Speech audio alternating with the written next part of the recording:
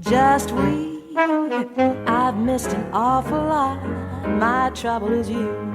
Welcome to the WVOX Golden Apple Cabaret. My name is Alex Leonard, following in the footsteps today of the Cabaret Kid, Elliot Ames, who reminds us that this is music that speaks so eloquently of the human condition, songs that say, I need you, I want you, and I love you. Assisting today, helping to make the music run smoothly, the indispensable Gerald Bell. Thank you, Gerald.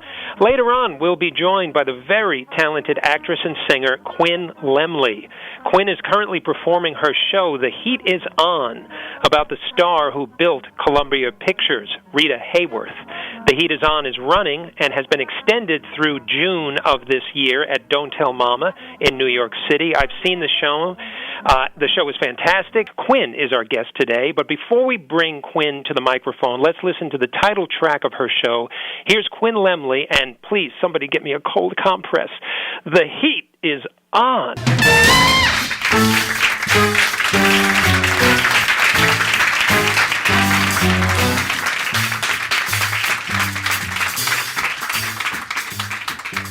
The heat is on. The heat is on. You better not get near my lips tonight. I got a kiss that's like a flame. And if you touch my lips, you might ignite, and you would have yourself to blame. The heat is on. The heat is on. I wanna know if men are mice. Don't wanna wither on the bough.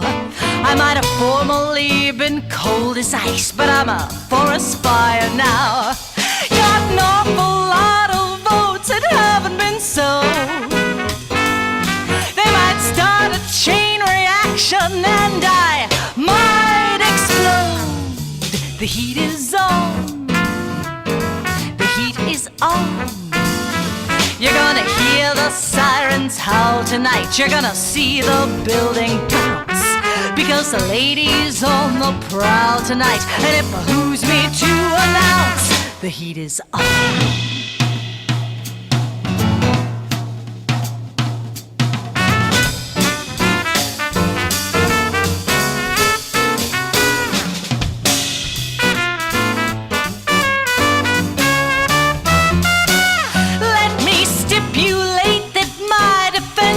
Down.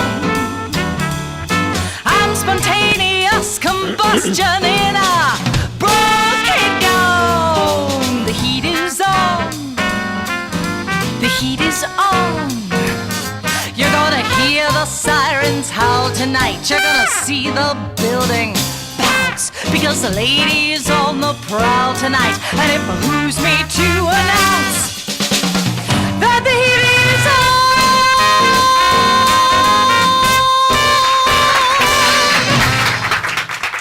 That is Quinn Lemley steaming up the room with her performance of The Heat Is On. Alex Leonard with you on the Golden Apple Cabaret here on WVOX 1460 AM, or on the internet at the Listen Live link at WVOX.com. Quinn Lemley is our very special guest today. She has appeared as star of Burlesque to Broadway, and now the currently running show The Heat Is On, a life in concert celebrating Rita Hayworth. That's at Don't Tell Mama in New York City. The New York Times defines her performance as dazzling. Now, Quinn has toured with shows at first-class performing arts centers across the country and as far away as Greece, Switzerland, and even China. She has performed her show Sexy Smokin' Standards in a very successful run at B.B. King's Blues Club in New York, and she is also the iconic face of the Half Note Jazz Club in Athens, Greece. Appearing on television in Good Morning America, Oprah, and Geraldo, she joins us now on the Golden Apple Cabaret. Welcome, Quinn Lemley. Oh, Alex, what a wonderful intro. Thank you so much. A little later on, I have to play your recording of Cole Porter's The Laziest Gal in Town, because it is so incongruous with the busy person that you are. I love to hear you sing that song.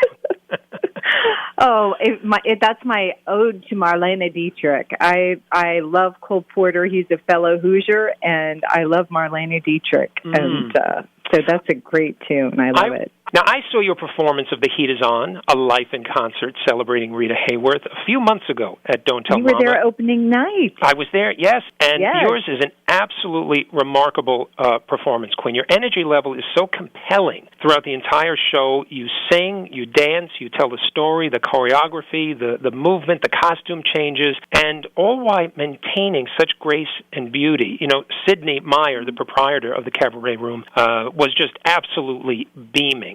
And I have to ask you, when people do shows and they do Broadway night after night after night, there's a challenge to that because you're doing it night after night after night. But right now, you've been extended into June, but you're basically doing one night a month. And Yes. I would think there's a challenge to that, to keep up your ability and your connection and to perform on that level when you have to wait another 3 or 4 weeks to get back there on stage. How do you deal with that? Well, I'm always ready to go. I can't wait. I rehearse a lot. I practice a lot. And this has given us a wonderful opportunity because when Carter Inskeep, my writer-director, and I started collaborating on this piece, and that was quite a while ago. I mean, this was early in my career. And the show was much more lighter, fluffier. We were using music from her film. Now, the songs are from the fabric of her life because we wanted to open that songbook up. So Lady is a Tramp, and that was from Pal Joey, and Frank Sinatra actually sang it to her in the movie. It's just been a wonderful time because with COVID, we weren't working, and so Carter had completely rewritten the book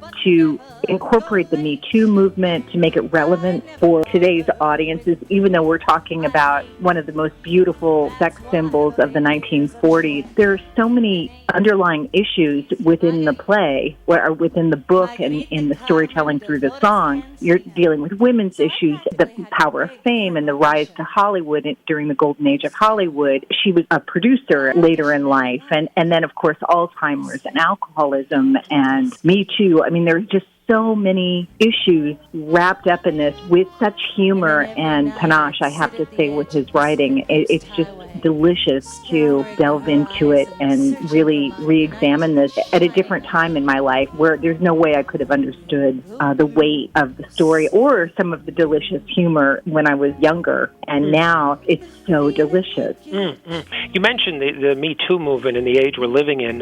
Camille Paglia, who is very controversial but I think very important voice, speaks often on this subject of beauty and glamour. And she says that she worships the beautiful, glamorous woman. And she specifically at one point, I know, talked of Rita Hayworth when she was at her peak, and to understand her story of this stunning woman's relationship to her life experience, as well as her body and her costume and her presentation. Why do you think Rita Hayworth resonates so emotionally with the audience today? Because you say you've gotten deeper into the story.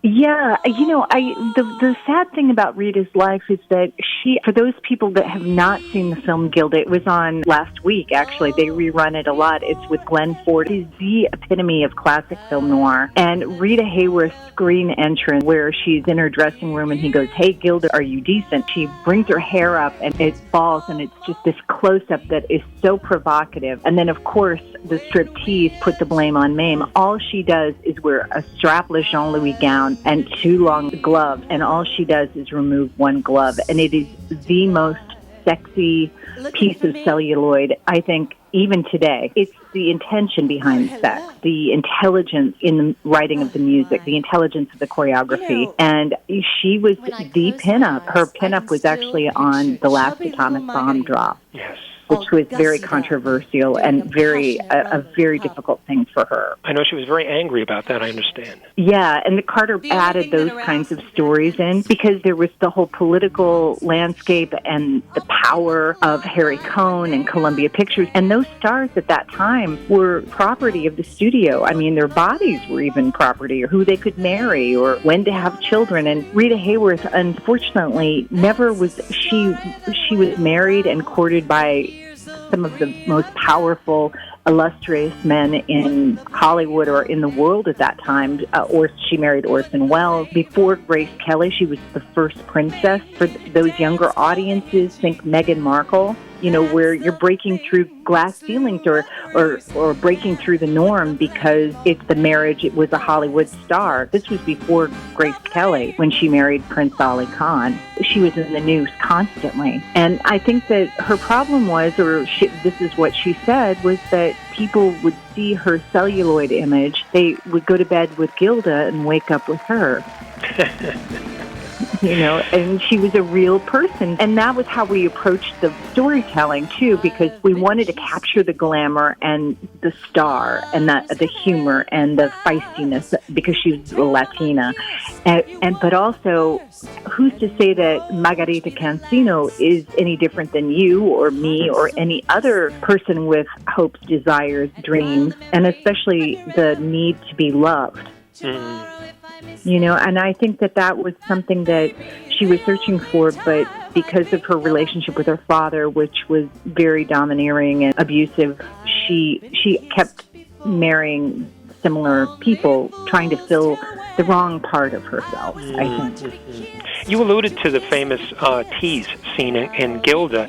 We have a recording here of a song called Put the Blame on Mame, Boys, which I know is from Gilda, correct? Yes. Well, we have a recording here, and I'd like to hear it. This is Quinn Lemley right now with Put the Blame on Mame, Boys.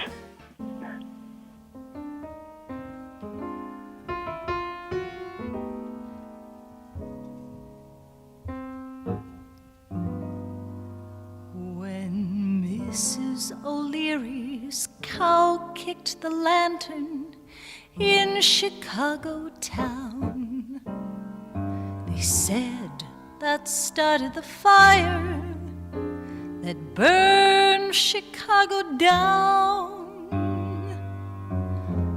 That's the story that went around, but here's the real lowdown. Put the blame on Mame, boys. Put the blame on Mame. Mame kissed a buyer from out of town. That kiss burned Chicago down. So you can put the blame on Mame, boys. Put the blame.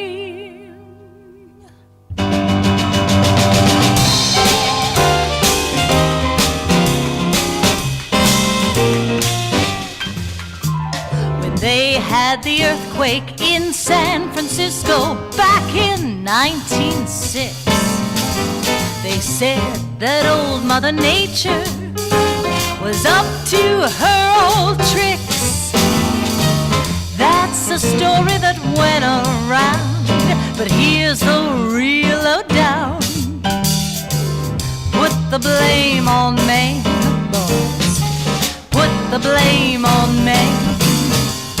One night she started to shim and shake. That brought on the Frisco quakes. And you can put the blame on Mame, boys. Put the blame on Mame. There once was a shooting up in the Klondike when they got Dan McGrew. Folks were putting the blame on the lady known as Lou. That's a story that went around, but here's the real lowdown. Put the blame on Mame, boys. Put the blame on Mame. Mame did a dance called the Hitchie-Coo. That's the thing that slew McGrew. So you can put the blame on Mame, boys. Put the blame on Mame.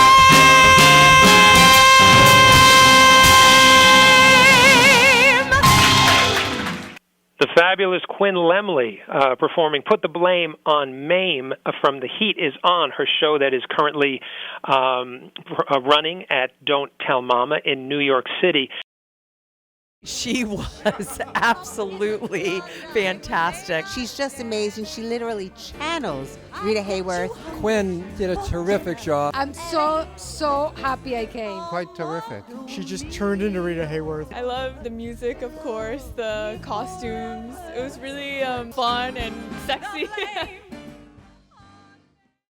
Quinn, we talked about Rita Hayworth and we talked about Margarita Consino. It's kind of two different people there, right? There's I guess many of us have our face, to the public, and then who we really are, and people like that, the great stars. And I have to ask you, we certainly have talent today. We have celebrities, we have personalities, but I wonder, do we really have that face of the stars anymore, like a Rita Hayworth? Well, I mean, I think Lady Gaga is doing a good job. Mm-hmm. I think she's quintessential on so many levels, musically and acting wise, and with her fashion. Yeah, certainly the fashion and the talent, and this wouldn't be anything toward her ability, but the mystique that was created back in that day when you had the Rita Hayworth, that image, that iconic. Have we lost that? Are we too familiar? Do we know too much about these people? I think that we know because of social media and because, there's no studio system anymore.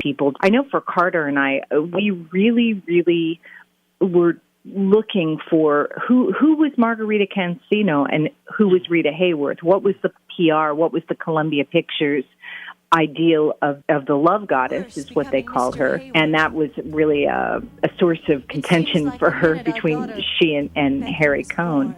But she was a bombshell. She was on every GI's locker, and with that famous pinup of her on Life magazine in the negligee, looking over her shoulder. But that's not the person that she was. She was a very shy, quiet, uneducated woman who was molded and shaped, especially by her first husband Ed Judson, and then of course Orson Welles was her great tutor and mentor. I mean, he really introduced her to a whole new world that she didn't even know existed. You mentioned the studio system, and they had Harry Cohn, I think, was there at Columbia, ruling over her image and her career. Yes. And as difficult as that is, as unpleasant it is, and the stories that go along with it, it is interesting. I'm not saying good, bad, or it's just an interesting fact of how difficult that is, how unpleasant. And yet, now that it's not there and we have social media, what do we have? What replaces that? I feel like we've lost something, and I'm sort of uncomfortable about that, knowing how that studio system worked. But at the same time, that gave us a Rita Hayworth. Yeah, it gave us a Rita Hayworth, and I think, too, I mean, what's so great about you and Elliot promoting all of this great music was, in a strange way, and I'm not advocating that there are restraints or constrictions on writing or filmmaking or, censoring things the way they once were. But if you didn't have the time and the place, and the Hayes office controlling the films or the lyrics of the music that was coming out, maybe we wouldn't have the witticism of a Cole Porter or an Irving Berlin.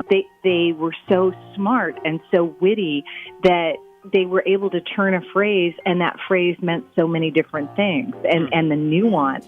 And now it's just like, hey, yeah, baby, I mean, I love your writing, Alex. You really tap into that witticism where you don't pick the obvious lyric, and that is a gift. And I think that's also being a student of this genre of music, of the Great American Songbook. Yeah, having those constraints, sometimes working within a box, having a framework to work in, sort of makes the creative juices. It makes you have to work within that and come up with something other than just being direct.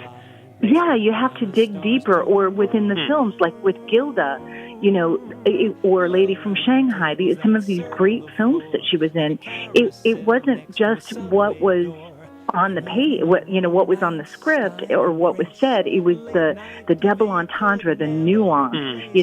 Gilda, are you decent? Yeah, sure. I'm decent. But, she's excited, and then there's hate when she sees Johnny Farrell, the Glenn Ford character. And that's all done in a moment. Rita Hayworth was so known for her reactions. Harry Cohen said, she's a good reactioner. Give her a lot of close-ups without the line because she really, gives good face. And, even Madonna got it. Rita Hayworth gives good face. Mm-hmm. When I was in grad school, you talked about Rita being a famous pinup girl, perhaps the most famous during the war. And I remember when I was in grad school, a lot of my fellow students, Antonio Vargas was one of the pinup artists. Vargas. And he really, a lot of people just saw his work as simply misogynistic and void of any artistic merit, and they preferred a lot of artists like George Segal, and not the actor, but the painter, the sculptor of the pop art movement, which is rather melancholic, kind of gray figures. And I believe there's room for all of this in art, and I believe your presentation, the strength and the power and the story of Rita Hayworth, again, most popular pinup girl in military history during World War II, is such an important story to share because these are complicated people. Absolutely. And I think that a lot of people want to look at Marilyn Monroe. Marilyn Monroe, she used what she had. She was very smart, maybe not book learned, but she was so smart how to manipulate the system or to get what she wanted. I know that she seemed difficult in so many ways, but a lot of times that was the only way that she could get what she needed. And she knew what she needed to be the person that the public wanted. And she knew how to do it, and she had a process, and she was very calculating and very smart. Rita Hayworth did the best she could until Rita Hayworth was the first celebrity, or actually the first well-known person that we know that had Alzheimer's. And the tragedy is they thought it was alcoholism, and it wasn't. It was, very early onset Alzheimer's. Her daughter, Princess Yasmin, because Rita Hayworth fought for Yasmin to have the financial and the credibility of just equal to the sons, she was able to take care of her mother for the rest of her life and be the president and spokesperson for the Alzheimer's Foundation. And we've done benefits for the Alzheimer's Foundations and raised money doing the show. And it's wonderful. Our story is not depressing at all. It's a celebration of who this woman was and the gift that she gave to the world. Everybody has darker moments in life, and unfortunately for Rita, the Alzheimer's was her demise, but that didn't define who she was in the spectrum of her entire lifetime. We are talking with Quinn Lemley. She's starring in The Heat Is On at Don't Tell Mama. Where can we get more information about this, Quinn? Is there a good website, a good way to connect and get tickets, reservations, all of that? Yes, absolutely. You can make reservations. You can go to QuinnLemley.com. That's QUINN. Lemley, Lem as in Mary, LEY.com. And there's all kind. My tour schedule, you can get everything, and you can make reservations to the show, or you can go to Don't Tell Mama in New York City. Thinking of Don't Tell Mama NYC, yes. Don't Tell Mama NYC.com. And our next performance is going to be Thursday, February 24th, and then we're once a month until June 23rd. 2022, and I am just so excited. It's a gift, Alex, to be on your show, to be able to appear at Don't Tell Mamas, where it's such an iconic club right in the heart of Times Square, and it's so easy to get to, and so many legends have started their careers there. Well, we're very fortunate to have you. I know they are at Don't Tell Mama, and we are fortunate to have you on the Golden Apple Cabaret. Quinn is currently performing at Don't Tell Mama. She'll be there till June of this year in the show The Heat Is On, which celebrates the great Rita Hayworth.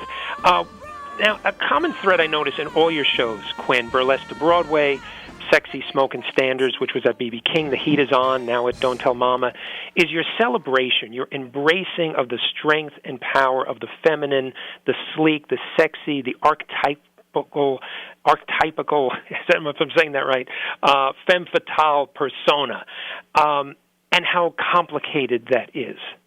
Mm-hmm. Yes.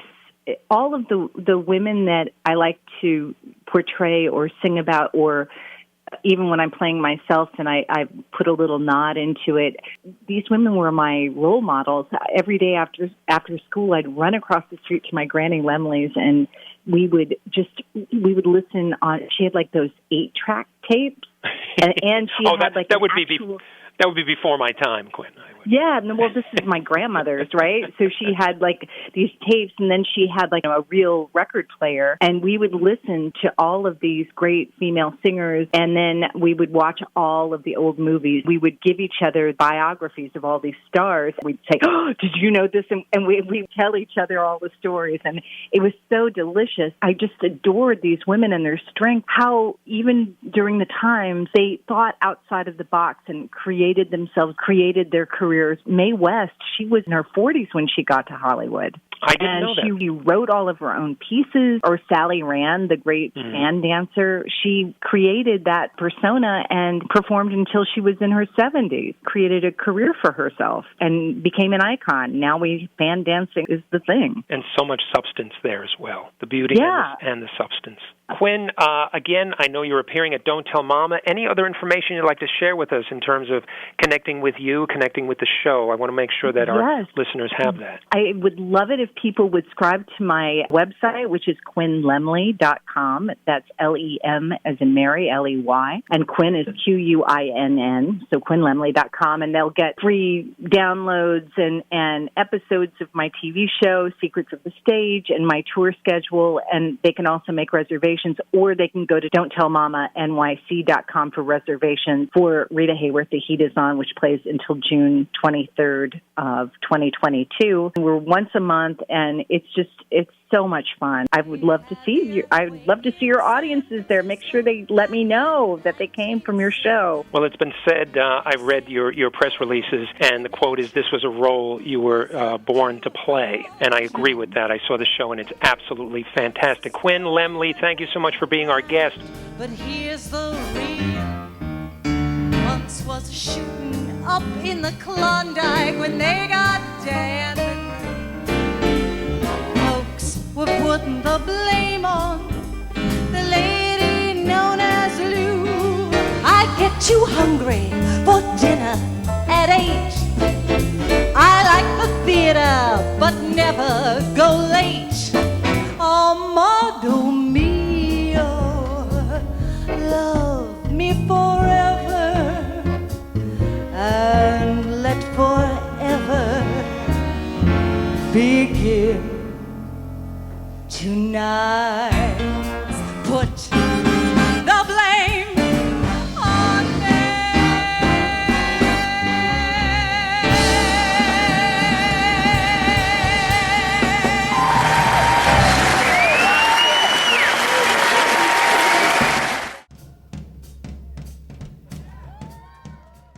Quinn is Rita, only even better. It really speaks volumes. I feel like I'm hearing the same story over again for this 21st century. She was more than great. It wasn't just her singing, which is like, mwah. She was a strong woman, she was a fighter, and she was a survivor. And she didn't feel sorry for herself.